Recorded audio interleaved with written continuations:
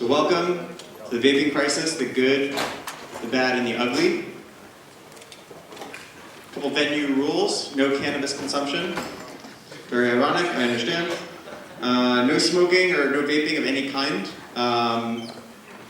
You can go outside if you'd like, then come back, that's fine. And if you have trash, please recycle it or throw it in the bin. I'd like to thank our sponsors. So the Blinc group, obviously, you'll hear more from Arnaud, who's arguably the world's expert in vaping. We'll hear from him in a little bit. And thank you to Sasha, his co-founder, who's also here, and everyone from the Blinc team. The co-founder and co-CEO of the Blinc group, Arnaud, who is, in my view, the world expert on vaping and vapor products, given that he is the chairman of the ISO, I thought I had it up there. He's the chairman of the ISO Committee on Vapor Products. Thank you very much.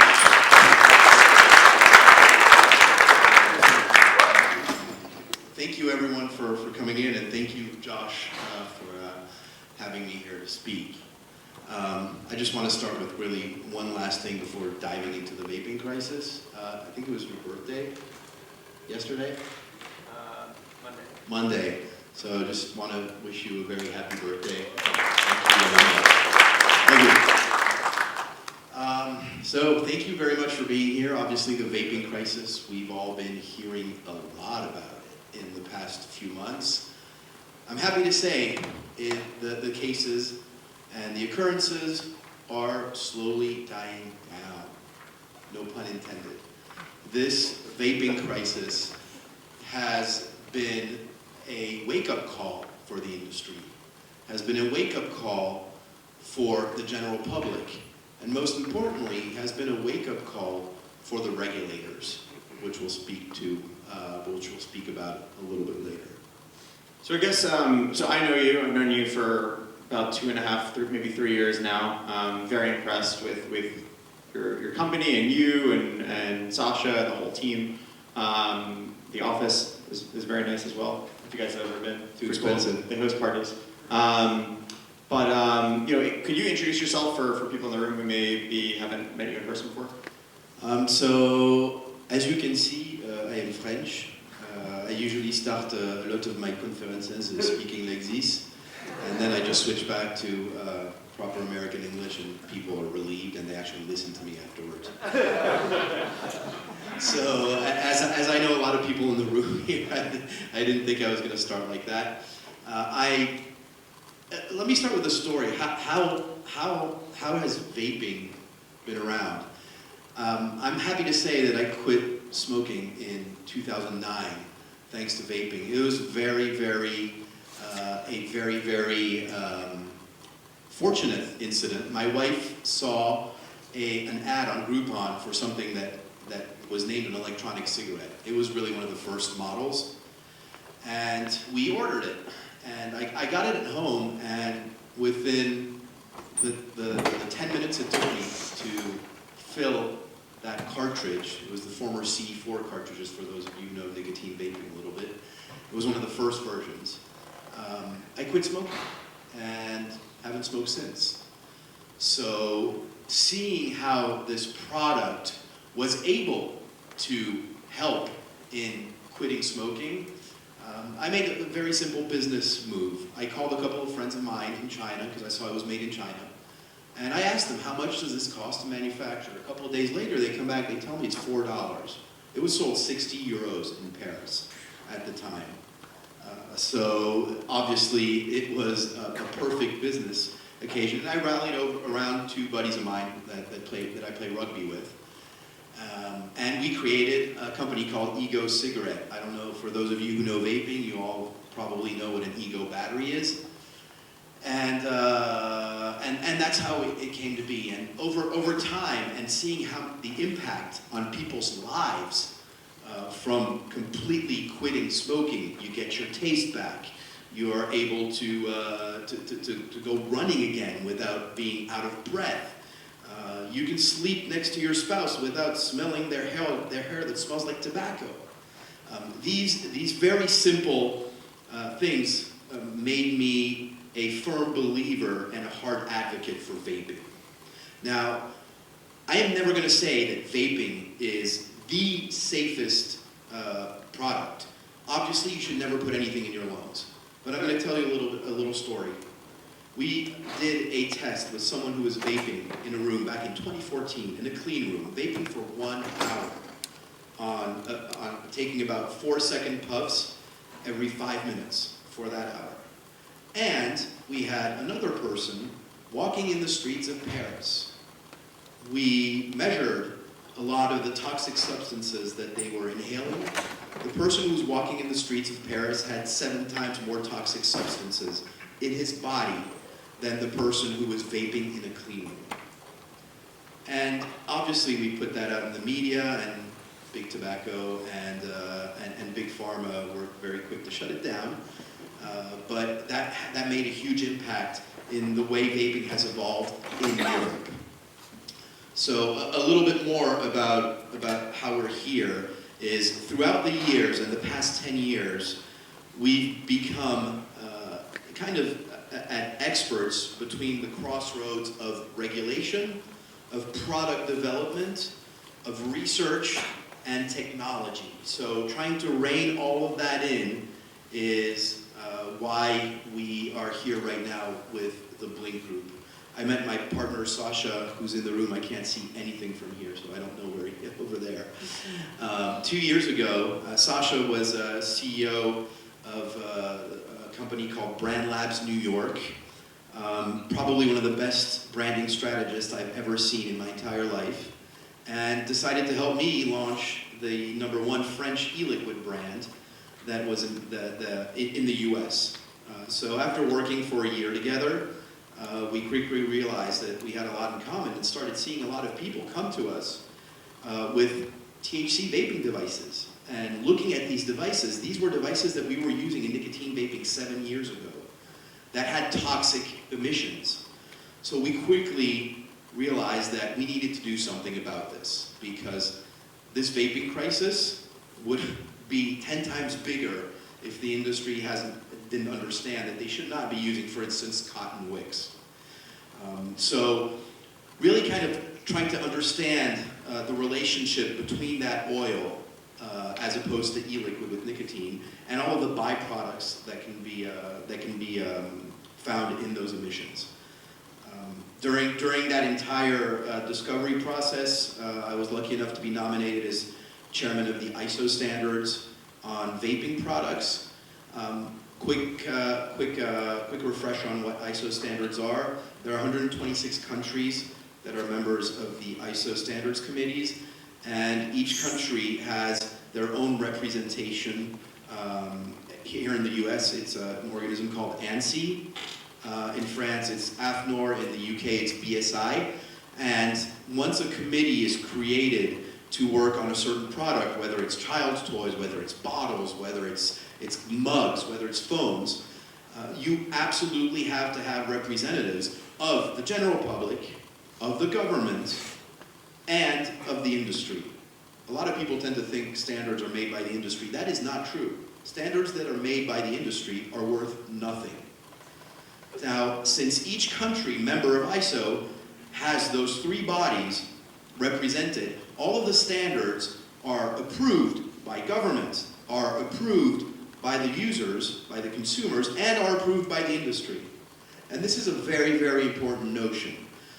On the Mirror Committee in the US, the FDA sits on that committee. The FDA approves, even if a lot of the time they just don't say anything, but the fact that they don't say anything in standards language means that it's approved. So I just wanted to clarify that so you really understand what ISO standards are. And along with that, being French, of course, I took the chair of the European Commission on Vaping Products, and have been lobbying for harm reduction for the past 6 or 7 years. So that was a very long answer, but I think it was important for everyone in the room to understand that.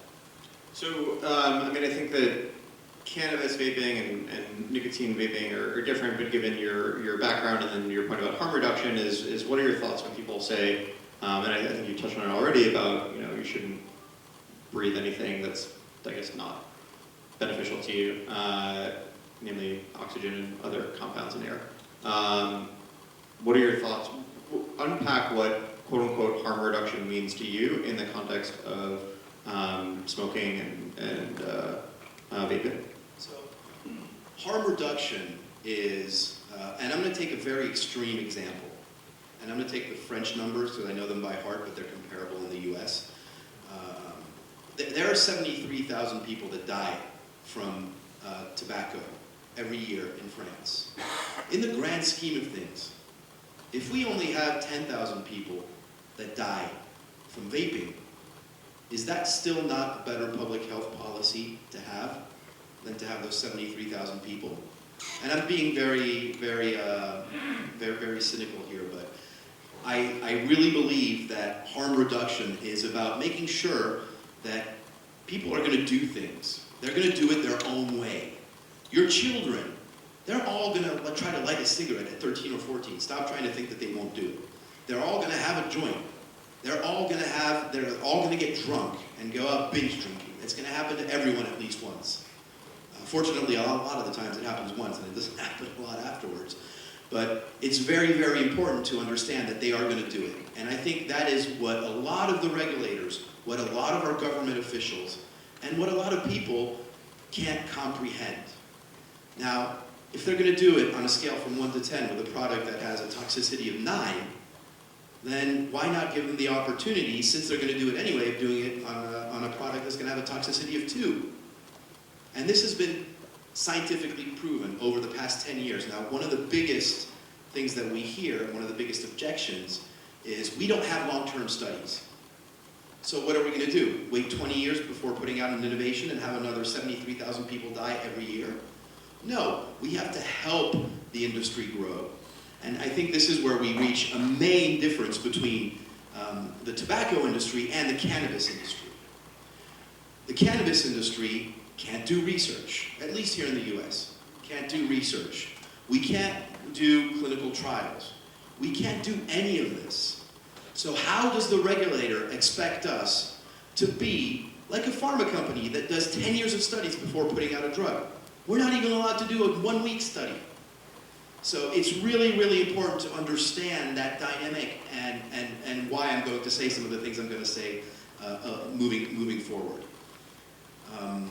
There's one thing that we have been pushing with the Blinc group for the past 2 years, and essentially since the creation of the Blinc group, is why are we measuring what's in here and not what's coming out? Because what's coming out is what people are putting in their lungs. And there are changes. There is a mathematical model of vaporization, which is an equation that took us 2.5 years to create, and that has been validated at the ISO level, that has 50 different variables. That means there are 50 different factors that can influence the vapor. Imagine when you have 50 different factors and 50 different oils, what the mix can be. It is very, very important to understand that the vapor, and essentially vapor is a wrong term, it's a layman's term, what's coming out of this is aerosol. That aerosol can contain toxic substances that are not detectable in the oil. And we've seen this over a lot of R&D testing, that products that test for mycobutanil, for instance, in the oil that test not detected, you can see some of those compounds and some of those contaminants and VOCs that come out in the emissions in the form of cyanide. This happens, and we have to understand it as an industry. We really need to know this.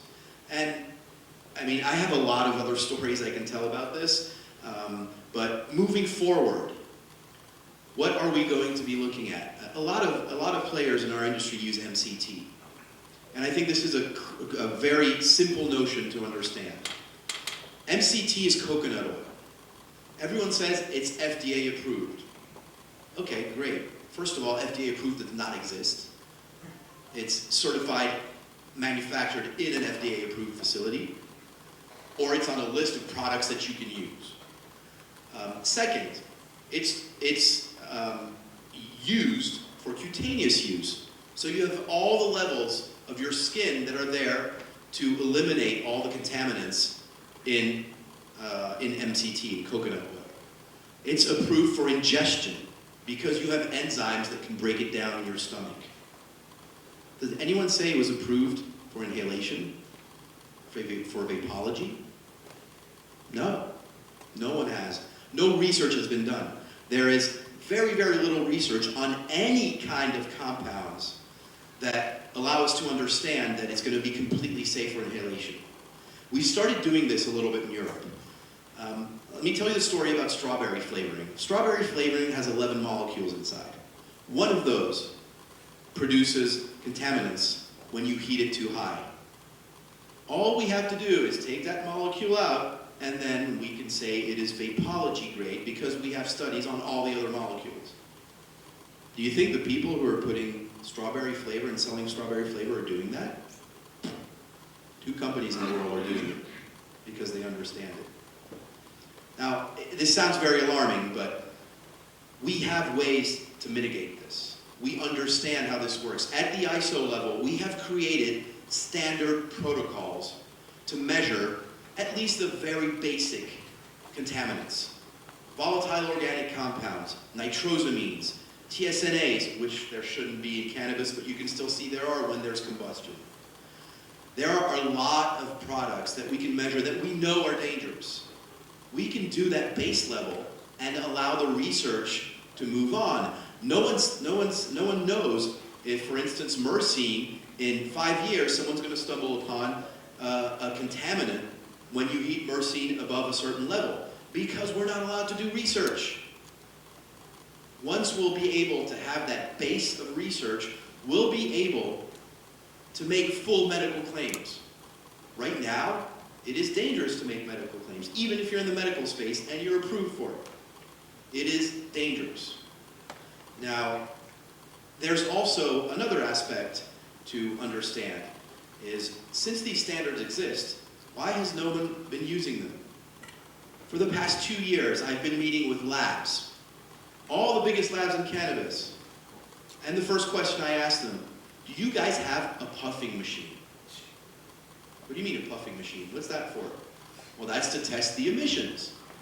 Oh, we don't need to do that. The regulator's not asking for it. So you really think that the regulator is not going to harp on this in 2 or 3 years? That's just nonsense. We need to be forward thinkers. We need to understand exactly what we're doing. If not for ethical sakes, for legal sakes.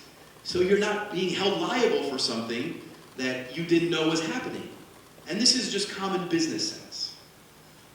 Now, when you look at all of these products that we see on the market, it's mind-boggling because these products are put out because of the consumer. This is a consumer-driven industry. We're at an inflection point where it has to be an industry-driven industry. Why is it in cannabis, the cannabis and nicotine vaping, the only 2 industries, proper industries, large industries, where no one is required to do any research before putting a product on the market? What if you want to create a new drug for headaches? It's going to take you 10 years to bring it to market. Now, we don't necessarily need to go into that extreme, but we have tools at our disposal that exist right now that would allow us to make safer products. And going back to my example of all these labs, it's mind-boggling. No one understands this. And finally, with this vaping crisis, and I was very mad to see that USA Today quoted me in one of their articles. The first thing they said, Arnaud is happy for this vaping crisis. It was kind of weird PR move, especially since there were like 2 other paragraphs of all the science-based results I was giving. But it's true. This vaping crisis is a wake-up call. And unfortunately, it's happening on black market, which we can't control, and you have states like Massachusetts who are banning it, which makes no sense because that's just going to feed the black market even more. Instead of coming up with sensible regulation that already exists. We're not reinventing the wheel here. It's like when you put when you put a new food product on the market, you have to test it for salmonella. Why shouldn't we be testing for nitrosamines in vaping products? All the methods already exist. Everyone has been using them. All the labs have been using them. The big labs, not the cannabis labs, of course. So it's really important to understand how all of this comes into play, and not to mention that we're looking also at different protocols. I'm sure this has happened to people here in the room where you're sending the exact same batch, you're sending it to two labs, and you get two different results. The exact same batch. Why? Because they're using their own protocols. There is no unified protocols, which is weird because those protocols exist. How to use GCMS to measure heavy metals. Those are ISO protocols that have existed for 20 years. Every other industry uses them. Why not cannabis? One of the key answers here is what I said just before, is we're a consumer-led industry. We need to grow up and face this vape crisis with very strict decisions. That's it.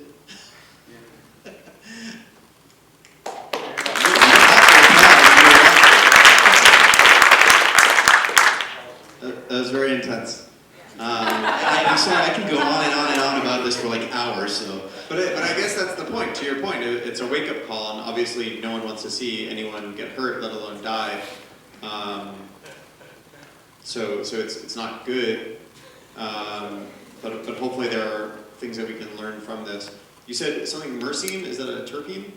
So there's, I guess, a couple things that you said that I'd like to unpack. So in terms of the things that we might be able to learn from this vaping crisis, I mean, obviously standardization and testing, like sensible policy. And so you mentioned the Massachusetts policy for one, and as you may know, I think I brought it up at a previous Cannagather.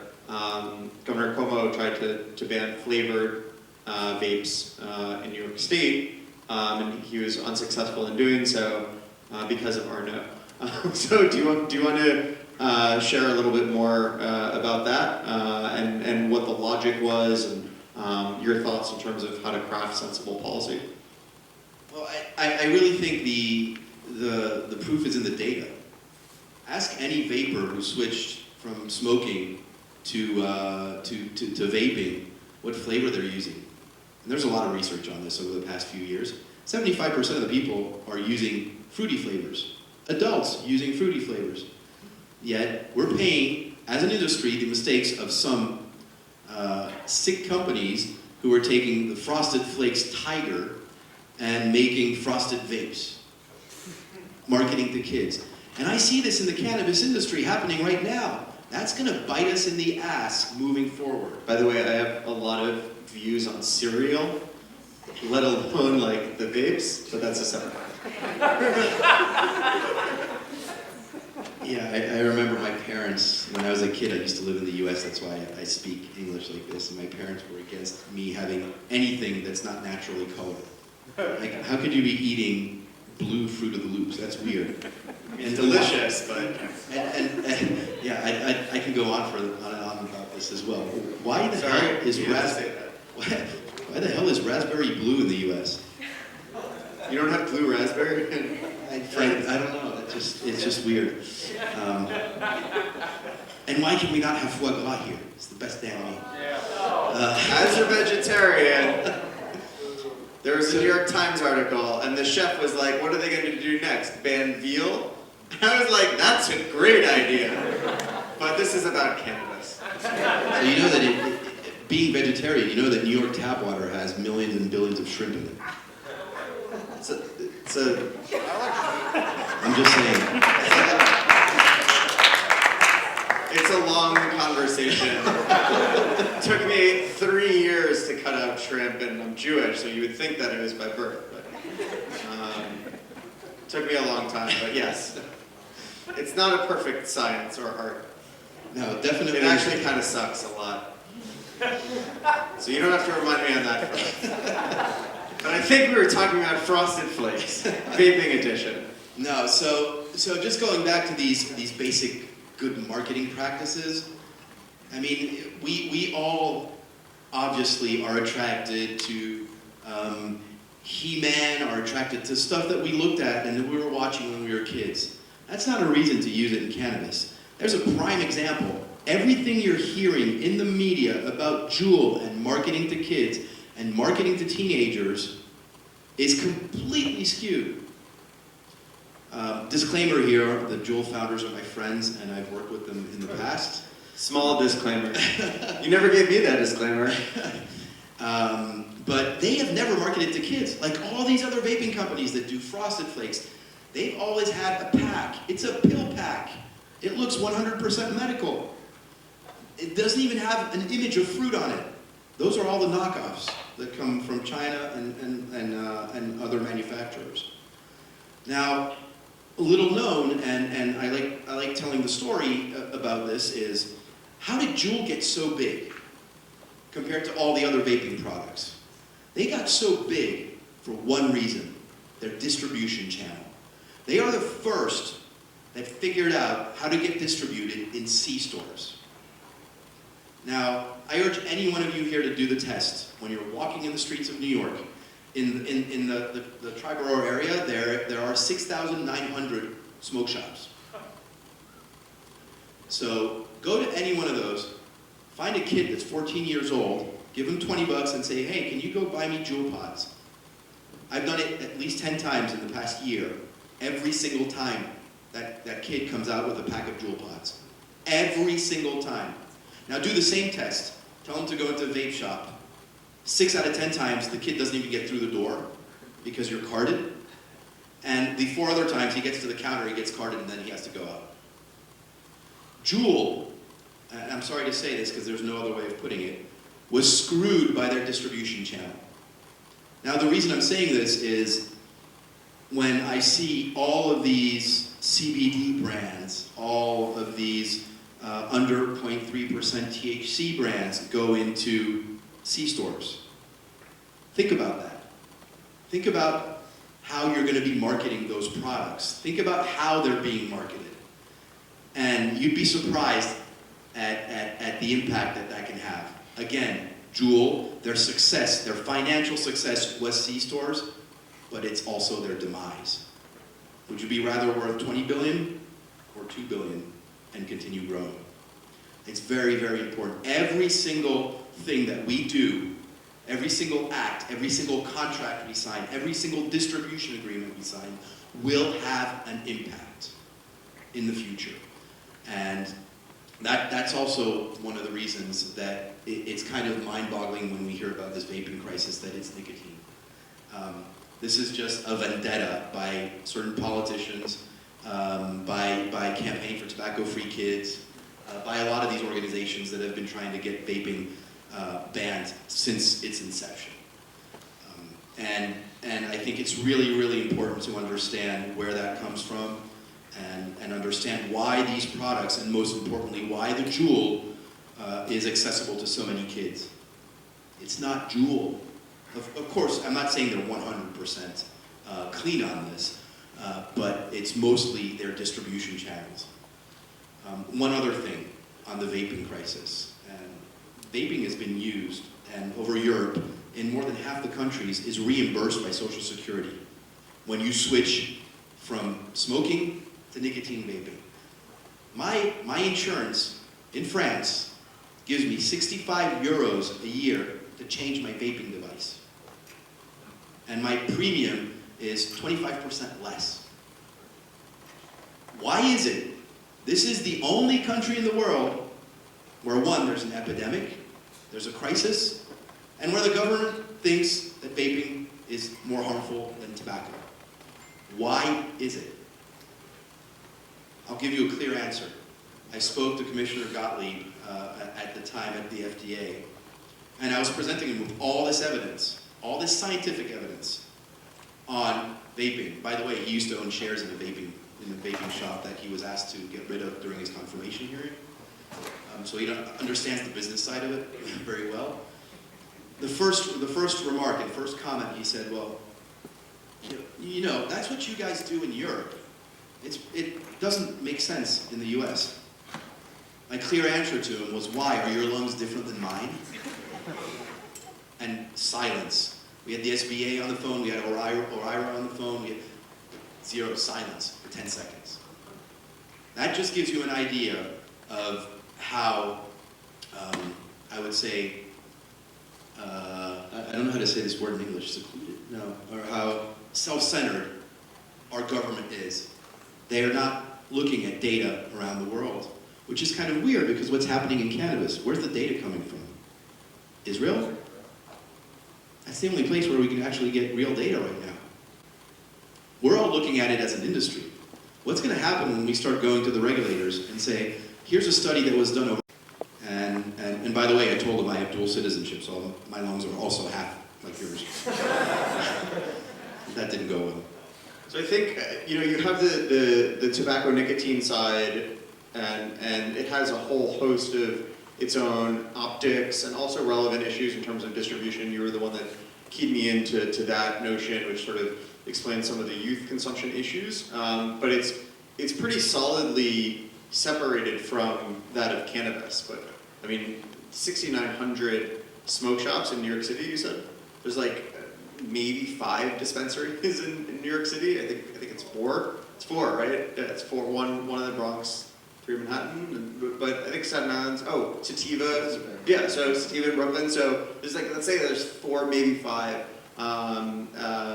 It's crazy that there's 6,900 smoke shops and 5, let's say, dispensaries, and so something needs to change. And Adam Goers from Columbia Care and the MCA spoke to that. But basically, when it comes to the quote-unquote vaping crisis, you have the tobacco nicotine on one side, you have the cannabis on the other, which isn't to say that, okay, we don't have problems to worry about. Within the thread of cannabis, there is a multitude of things that are going on. There's, you said MCT, Dr. Shukit, who's the deputy director of the CDC, who's talking about vitamin E acetate. They obviously found that there's correlation. I don't think they went as far to say causation, but there's strong correlation. Where there's the potentiality of terpenes, that if you inhale terpenes, that there could be an issue. We talked about flavors, that could be an issue. And the word that I'm hearing is that it was sort of one bad batch, potentially, hopefully. But that being said, this shines a light on all of these things, what's going into all these products. What are your thoughts in terms of where do we go from here? What are the key learnings? Is there anything that you feel is more weighted than others to be probabilistically the main driver of the issue? Is it all of it? Like, what's your thought process? I think there's 2 sides to that story. The vitamin E acetate, just to be clear, vitamin E is not dangerous for your lungs. The vitamin E acetate the vitamin E is carried in a carrier oil. That's what's dangerous, because the particle size when you're vaping of that carrier oil is what's obstructing the alveolus in the lungs. In general, any product that you're mixing to something that we all spend all our day saying, that everyone in the industry is saying, is natural, is a plant, comes from Mother Earth. Why the hell would we add anything into it? Why? Because we're trying to please consumers. And remember what I was saying about consumer-driven industry? Well, no. We need to be educating those consumers, looking at exactly what's in these products. Now, today, again, we don't have enough research for me to be able to say this is 100% what needs to be done. But we have a pretty good idea. Cannabis extracts, cannabis terpenes, and plant terpenes. That's it. Why are we adding MCT, PEG, VG? It makes no sense. And actually it does make sense. It's a business sense, because you can sell a lot more and dilute it. That's what the black market does. So I think that those 3 ingredients are the core ingredients we should be using until we do some more research. And there are companies out there right now that are doing the research, that are trying to understand what if they add one molecule to it, what's it going to do? And they're taking the time to do it. Those results won't be out until 2 or 3 years from now. But that's what we need. We need time, and we need authorization, and we need the ability to do this research. Now, that's more on the oil side. And of course, that goes with quality control, general manufacturing practices, and understanding exactly what's coming out of these products. One other aspect that makes it really, really hard to quantify. And I'm going to give you an example. I'm sorry if we're not allowed to vape here, but I'm still going to do it. No vaping. Just to show you. Oh, demonstration. There's obviously nothing in it. I'm going to take a 2-second puff. See, very little vapor. I'm going to take another 2-second puff. That vapor was twice as big as the previous one. Those are 2-second puffs. How do you fit everyone's pulmonary inhalation capabilities? It's really hard. Again, there are standards for that. There's general puff regimes. Health Canada has even created a subsegment in the ISO standards of what's called an intense puffing regime for someone who's always puffing on it. So that's really, really important, is abiding by these standards that exist in other industries and that are doing the exact same thing that we do. The second aspect, and which is dear to our heart, of course, is the hardware. Today, we're not seeing within the vaping crisis a lot of fuss around the hardware, but the hardware is very, very important. We need to understand what's going in these products. What do all the black market people do? They go on Alibaba, DHgate, they buy these cartridges that they're buying for 50 cents, $1, zero testing, nothing. That's dangerous. What's even more scary is that we have legitimate companies, licensed companies, that are buying en masse from China without knowing at all who the supplier of the stainless steel is, without knowing who the supplier of the ceramic is, without knowing who the supplier of the borosilicate glass is. No clue. Even worse, their Chinese manufacturer has no clue, hasn't audited. They just buy from the cheapest manufacturer they can get. This is a reality. You've been living it for 10 years.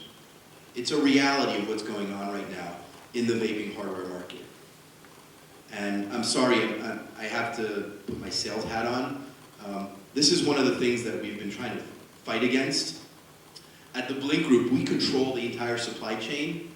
We audit all of these raw material manufacturers, which is paramount to providing traceability and to be able to provide product recalls.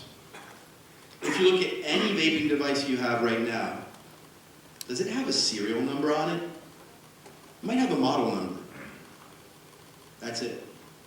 When was it made? When was it delivered? Who handled it? No damn clue. No one knows. You think that would be allowed in the pharma industry? In the beverage industry?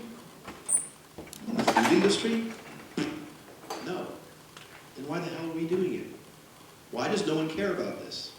That's very, very important. Materials, when phase 3 testing came in California, the main material at the time that was used by all the Chinese manufacturers, and yes, these products are all manufactured in China, and no, it is not possible to manufacture them in the US without tripling the price, just so you know. We can speak about that because I testified against Trump's tariffs specifically for that. You're going to China after this. And I'm flying to China literally in 3 hours. So it's really important to understand that the raw material that was used at the time was a material called H59. H59 is an alloy that contains 2.87% plus or minus 5% of lead. And people started complaining about leaching. Fortunately, those materials are used in nicotine vaping, but nicotine vaping doesn't make the heavy metals leach in the device. They're not corrosive enough. Terpenes, on the other hand, are. That's how we can find heavy metals after doing a lead test and letting the oil sit for 2 months in a cartridge. Now, the Chinese scrambled when this happened and started using another alloy called H59B2. This one contains 0.005% of lead. That allows the metal to be more malleable, so easier to work with. We've seen over years of testing that under 0.5% of lead, there is no leaching because it's too small of an amount. So that material is great. Now, a lot of companies out there are looking at medical devices and kitchenware. What's that made of? Stainless steel. It's actually called 304 stainless steel. There are a lot of other grades of stainless steel, but the most common one is 304. 304 stainless steel, everyone might think it's safer. But 304 stainless steel contains 18% chromium. And chromium is very, very toxic. Fortunately, and if you look up on Google, you're going to see some complaints from consumers about this. Fortunately, when you don't heat up stainless steel above 1,400 degrees Celsius, which is very, very hot, it doesn't leach. So that's why stainless steel is approved for medical devices. But there is always going to be something that people can nab at and say it's dangerous. This has been proven throughout history. I remember when I was a kid, everyone was saying olive oil was very, very safe, very, very healthy. And now people are saying if you have too much olive oil, you're going to die from cancer. I think you're going to die from cancer olive oil. Not Chinese olive oil. So it's really important to understand all of these subtle differences. And I think that's what we're accomplishing with the Blinc group, is really getting people to understand that you need to do end-to-end compliance. And it's funny because we have a lot of LP clients in Canada. Now everyone's saying the Canadian market is growing very slowly, but it's growing at a normal pace because the Canadian regulators are being, excuse the term, bitches. They're looking at every single line of every product. They're asking, and there's some over regulation on this. Sometimes they're asking for UL 8139 certifications for cartridges. UL 8139 is only for electrical components. There are no electrical components in the cartridge. But it's about education. They're growing slowly, but they're doing things the right way. No one in the US asks you for any certifications. I've never had any of my clients ask me, what is the grade of the stainless steel you're using? And that never happens in any other industry. So that's just going back to the vaping crisis. I think that's very, very important to understand. Is it's great that as an industry, maybe hardware is only 5% of what we're doing. Maybe the extracts is only 20%.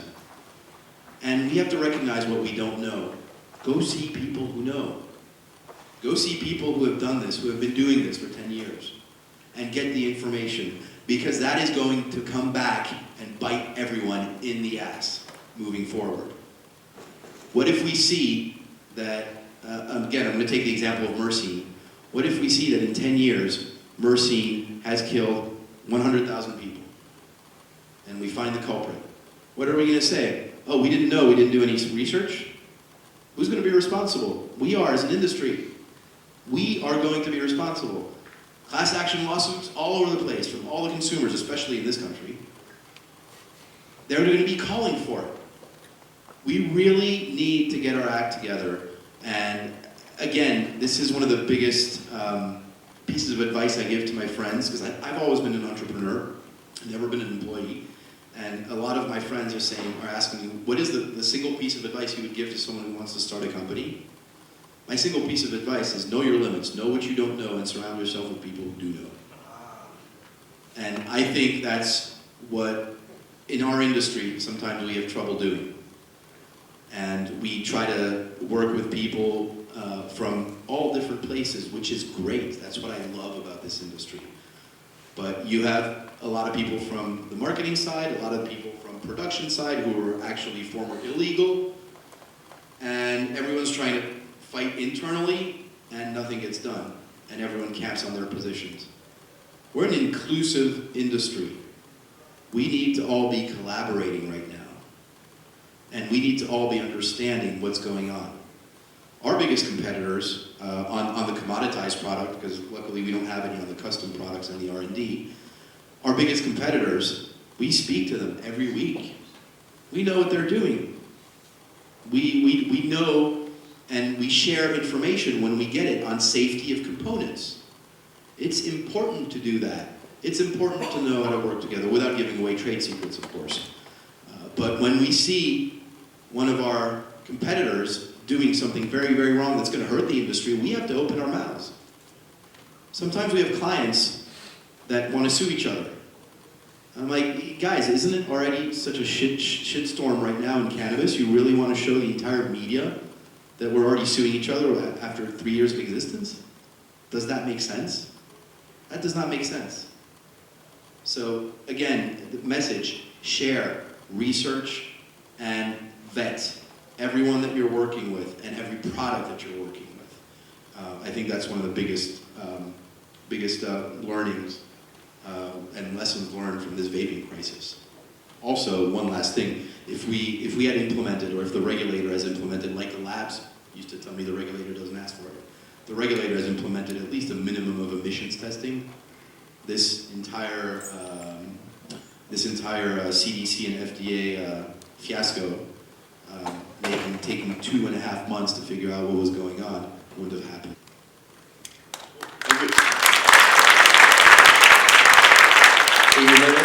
Obviously, we don't want over-regulation because then it goes to the illicit market, which is probably what would happen. So that's the caution to any legislators in the room or watching, is that it's important. But as you said, it's a consumer-driven industry, and ultimately people are going to do it either way. So if you just ban it, then they'll go to the illicit market, they'll go to the gray market. And that's, I think, all except for one, maybe two of the cases were illicit market. So I think the main advice for consumers is ask when you're buying it. So obviously we're talking about consumers who buy it from the legal market. Ask the person who you're buying it from for their COAs. Ask them what's a COA? Certificate of analysis on the product. And I think one of the biggest challenges is ask for COAs, and ask for COAs that have been done 30 days ago. Not COAs, because that's what's happening in California. People put the product on the market, they do heavy metal testing, for instance, after 24 hours. The problem is leaching happens over time. So that same product that passed in 24 hours probably doesn't pass 60 days later. So, I mean, that's very, very important to understand how that was done. It comes down to trust as well. I mean, you're probably going to go to a bud tender who's probably not going to know who manufactures the hardware, what's the extraction technique, what kind of ISO certifications you have, but they should at least be able to give you the COAs and working with brands you trust. And don't hesitate to ask. That'll never hurt. One of the other part of the question is, does the hit you're taking and the length of that hit impact potential toxicity or of what you're vaping? 100% it does. 100%. That's why in certain states we have cutoff times on how you can inhale. In certain countries as well, in Europe, there's cutoff times that have been set up in regulation, because the more you hit a basic vaping device, and there are some devices that don't do this, but a basic vaping device, the more you pull on it, the more it's heating. So if you pull for 3 seconds, you're hitting 170 degrees C. If you pull on it for 4 seconds, you're all the way up to 196. If you pull on it for, I'm just putting out numbers, these are not exact numbers, or there's no ratio to them, but it really depends on the device, the material you use, and everything. It depends on how you're vaping. If I have this product with the inside cold that's stainless steel, and I have the exact same product with that inside cold that's nichrome, stainless steel is going to take 2 seconds more to heat up to 170 degrees. So it even varies per product. So going back to my example with China, this happened a year ago to a very big manufacturer. They replaced nichrome by stainless steel in the device because they found it cheaper. They found a batch cheaper, and they didn't tell the buyers here in the U.S. Whole batches ruined because people had to pull on it longer, and hence they were burning it. So every single component has an impact. But of course, the more you put on it, the more you're going to be burning products, and especially the terpenes, because they burn at lower levels. Let's do one more question before we head over to Balta. Mine's really quick. What were those three compounds that you said shouldn't use? The 3 compounds that should not be used in vapes? Oh, I wish they shouldn't. No, that should be used. And again, a disclaimer here, this is, we don't have enough research to be able to prove what I'm saying, but empirically, and given the research and what we've seen throughout the years, is just the cannabis extract itself, cannabis terpenes and plant terpenes, and there are even some plant terpenes that have a lot of allergens in them that you shouldn't be using. So part of the regulation should be explaining to people what allergens are in there. Arnaud from the Blinc group, also is Cannagather. Thank you.